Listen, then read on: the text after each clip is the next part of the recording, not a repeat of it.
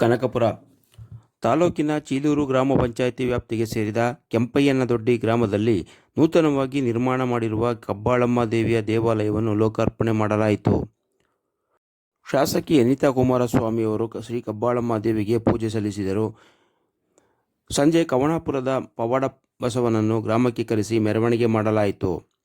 ಹಳೆ ದೇವಾಲಯವು ಶಿಥಿಲಗೊಂಡಿದ್ದರಿಂದ ಗ್ರಾಮಸ್ಥರು ದಾನಿಗಳ ಸಹಕಾರದೊಂದಿಗೆ ಹೊಸದಾಗಿ ದೇವಾಲಯ ನಿರ್ಮಾಣ ಮಾಡಿದ್ದಾರೆ. ಕೆಂಪಯ್ಯನದೊಡ್ಡಿ, ಒಡೆಯರಹಳ್ಳಿ ಹಾಗೂ ಸುತ್ತಮುತ್ತಲಿನ ಗ್ರಾಮಸ್ಥರು ಈ ಧಾರ್ಮಿಕ ಕಾರ್ಯದಲ್ಲಿ ಪಾಲ್ಗೊಂಡಿದ್ದರು.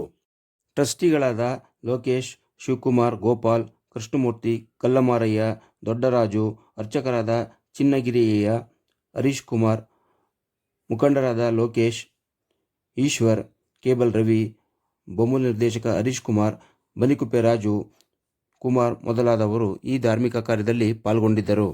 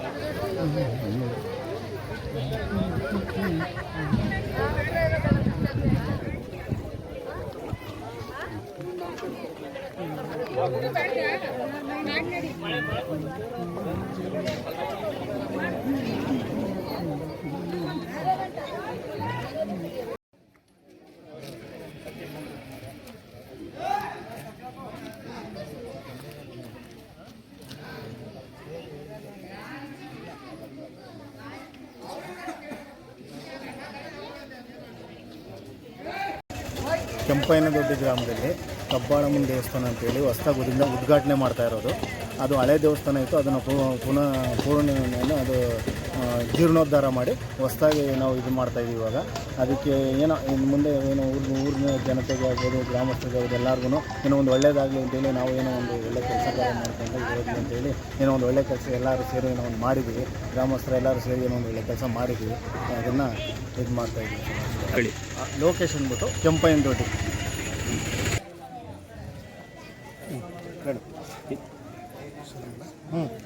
ನಮಸ್ಕಾರ. ಬಸವಲಿಗೆ ಅಂತ ಕೆಂಪಯ್ಯನದೊಡ್ಡಿಯಿಂದ.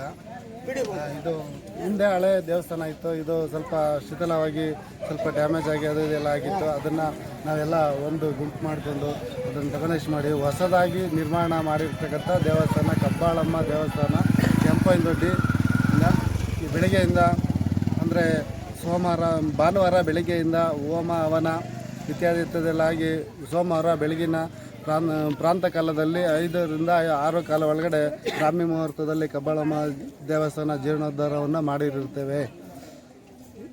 ಎಲ್ಲ ಕೆಂಪಯ್ಯನದೊಡ್ಡಿ ಗ್ರಾಮಸ್ಥರು ಸೇರಿ ಈ ಒಂದು ಕಾರ್ಯವನ್ನು ನೆರವೇರಿಸಿರುತ್ತೇವೆ.